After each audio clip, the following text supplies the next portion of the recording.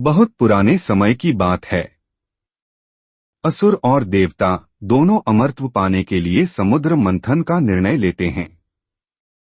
समुद्र मंथन एक महान कार्य था जिसमें मंदराचल पर्वत को मथानी बनाया गया और वासुकी नाग को रस्सी के रूप में उपयोग किया गया। देवता और असुर दोनों ने समुद्र के दोनों ओर से वासुकी को पकड़कर जोर से मथना प्रारंभ किया। समुद्र मंथन से सबसे पहले हलाहल विष निकला। वह विष इतना घातक था कि उसकी दुर्गंध और ताप से समस्त लोकों में हाहाकार मच गया। देवता और असुर दोनों ही विष की तीव्रता से पीड़ित होकर भागने लगे। ऐसा प्रतीत हो रहा था कि सृष्टि का अंत निकट है। तब सभी देवता भगवान शिव की शरण में पहुंचे। सभी ने मिलकर उनसे करुणापूर्वक प्रार्थना की, हे महादेव, आप त्रिलोकीनाथ हैं। केवल आप ही इस महाविष का निवारण कर सकते हैं। यदि आपने इसे नहीं रोका तो संपूर्ण सृष्टि नष्ट हो जाएगी। भगवान शिव को करुणा आ गई। संसार की रक्षा के लिए उन्होंने हलाहल विष को अपने हाथों से उठाया और पी गए। उनकी पत्नी माता पार्वती ने तत्काल उनकी गर्दन पकड़ ली ताकि विष उनके शरीर में न उतर सके। विष उनके कंठ में अटक गया जिससे उनका कंठ नीला हो गया।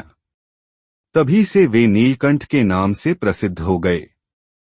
भगवान शिव ने समस्त जगत की रक्षा के लिए यह विष धारण किया, परंतु विष का प्रभाव इतना भयानक था कि शिव जी को भी व्याकुलता हुई।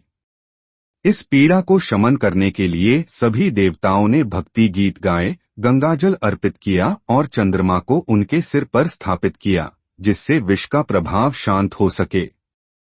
यही कारण है कि शिव जी को गंगा और चंद्रमा धारण करते हुए दिखाया जाता है। समुद्र मंथन से और क्या क्या निकला।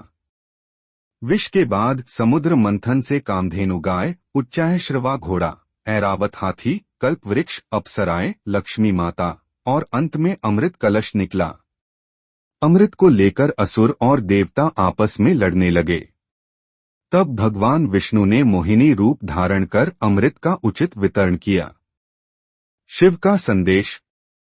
इस कथा से हमें सीखने को मिलता है कि जब संसार में संकट आए तो त्याग, धैर्य और सहनशीलता के साथ हमें आगे बढ़ना चाहिए।